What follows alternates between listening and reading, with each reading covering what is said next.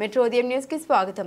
భూమి కోసం భుక్తి కోసం బానిస సంఖ్యల విముక్తి కోసం జరిగిన పోరాటంలో నిప్పు కణికగా నిలిచి ఆడది అబల కాదు సబల నిరూపించిన వీరనారి చాకెళ్ల ఎల్లమ్మ గొప్ప పోరాట యోధురాలు. ఆమె ఆశయాన్ని ప్రతి ఒక్కరూ స్ఫూర్తిగా తీసుకోవాలని జిల్లా కలెక్టర్ దివాకర్ టీఎస్ అన్నారు.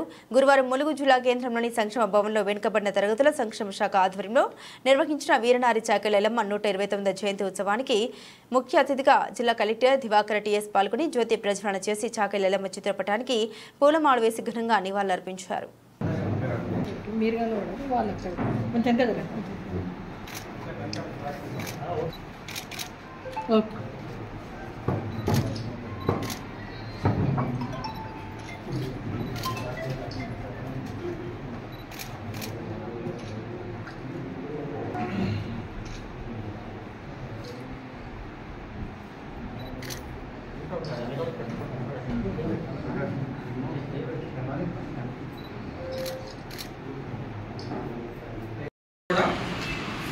బీసీ కులంలో పుట్టిన సామాన్యమైన మనమందరూ అనుకుంటాం, మేమనుకుంటే ఏమవుతుంది, మేము ఒక్కళ్ళు చేస్తే ఏమవుతుంది, మేము ఒక్కళ్ళు ఏం చేయగలుగుతాము సమాజానికి కోసం.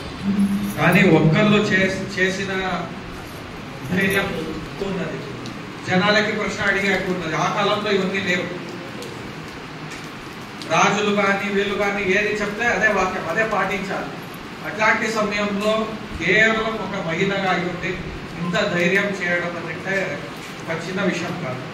దాన్ని మేము ఈ రోజు వరకు స్మరించుకుంటున్నామంటే ఎంత మందికి వాళ్ళు స్ఫూర్తిదాయకంగా ఉంటారు, మళ్ళీ వచ్చే తరాల కోసం కూడా ఎంత స్ఫూర్తిదాయకంగా ఉంటారనేది మేము ఆలోచించాలి. ఇంతకు ముందు చాలా మంది మాట్లాడిన దాంట్లో ఒక చాకెళ్ల ఎల్లమ్మ గారు కానీ, ఇది కానీ, అంబేద్కర్ గారు కానీ, నెహ్రూ గారు కానీ, గాంధీ గారు కానీ ఏ ఒక్క కులం కోసం వాళ్ళు పోరాడలేదు. మనం ఇట్లాంటి జయంతోత్సవాలు కూడా జరుపుకుంటున్నప్పుడు కేవలం ఒక కులానికి మాత్రమే పరిమితి కాకుండా అందరూ ఇన్వాల్వ్ అయ్యి ఖచ్చితంగా మనం భాగస్వామ్యం చేసుకుంటే అందరికీ ఇది ఒక్కొక్క ఐడియాలజీ, వాళ్ళ ఆలోచన విధానం అందరికీ ఇది వెళ్తుంది అని చెప్పారు. అది చాలా వెల్కమ్ సజెషన్. డెఫినెట్లీ దాంతో పాటు 2-3 మీరు ఏదైతే అడిగారో, మనకి బీసీ డెవలప్మెంట్ కార్పొరేషన్ నుంచి కానీ, డిపార్ట్మెంట్ నుంచి కానీ వచ్చే ప్రతి ఒక్క స్కీమ్ని నిజమైన అర్హత ఉన్న వాళ్ళకి అందించేలాగా నేను కానీ మా ఎంటైర్ డిస్ట్రిక్ట్ అడ్మినిస్ట్రేషన్ కానీ కృషి చేస్తామని మీకు ఖచ్చితంగా చెప్తున్నాను. అభిమానం కూడా పెట్టుకోవాలి. ఖచ్చితంగా చాలా ట్రాన్స్పరెంట్ గా అర్హత ఉన్న వాళ్ళకి ఇప్పుడు కొందరు ఉంటారు, తల్లికి 2 పిల్లలు అని అనుకుందాం. ఒక పిల్ల, ఒక పాపు పిల్ల, ఒక బాబు ఏమంటాం, కొంచెం అనారోగ్యంతో చిక్కగా అయిపోయాడు, పక్కగా అయిపోయాడు, తినట్లేదు, రోగం వచ్చేసి. అప్పుడు తల్లి ఏం చేస్తుంది, ఒక పళ్ళు ట్యాపులు ఉంటే కొంచెం ఎక్కువ ఆయనకి తినిపిస్తుంది, కొంచెం పిల్లకి తినిపిస్తుంది.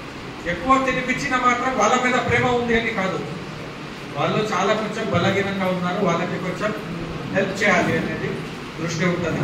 దాన్ని మేమందరూ అర్థం చేసుకోవాలి, అందరూ కోఆపరేట్ చేయాలి. ఒకళ్ళకి వచ్చింది అంటే వాళ్ళకి ఎందుకు వచ్చింది, వాళ్ళకి ఏదో చేశారు, వాళ్ళు ఏదో చేసుకుంటారు, అట్లా కాదు. మనం చేసే ప్రతి ఒక్క పనిని ట్రాన్స్పరెంట్ గా ఉంటుంది. ప్రజల ముందు మేము పోయి ముందు నించుని మేము ఖచ్చితంగా చేసామనే ధైర్యం కూడా మనకు ఉండాలి. లేకపోతే మేము చేసేసి ఆఫీస్లో కూర్చొని దొరకకుండా తిరగడం అట్లాంటిది కాదు. అధికారిక బృందం మీకు 100% న్యాయం చేయడానికి సర్వదా సిద్ధంగా ఉంది అనే మేము మీకు ఈరోజు హామీ ఇస్తున్నాం. అదే ఒక గురించి అడిగారు. రాబోయే రోజుల్లో మనకి యాక్చువల్లీ ములుగులో కొంత భూమి సమస్య చాలా ఉంటుంది. మనకి గవర్నమెంట్ భూమి చాలా తక్కువ ఉంటుంది. ములుగు డెవలపింగ్ అవుతున్న డిస్ట్రిక్ట్. డెవలపింగ్ అంటే ఏంటి, ఇక్కడి నుంచి జస్ట్ 40 కిలోమీటర్లో వరంగల్ ఉన్నది, పెద్ద మహానగరం. అది ఎంటైర్ తెలంగాణలో హైదరాబాద్ తర్వాత 2nd హైయెస్ట్ పెద్ద నగరం. అక్కడి నుంచి జస్ట్ 40 కిలోమీటర్ దూరంలో మనం ఇట్లాంటి ప్రదేశంలో ఉన్నాం. దీన్ని కూడా మనం డెవలప్మెంట్ చేయాలంటే కొత్త పరిశ్రమలు రావాలి, కొత్త ఆఫీసులు రావాలి, ఇవన్నీ ఉంటాయి. కానీ ఇక్కడ రెవెన్యూ భూమి సమస్య నిజంగా ఉందని వాస్తవమే. అయినప్పటికీ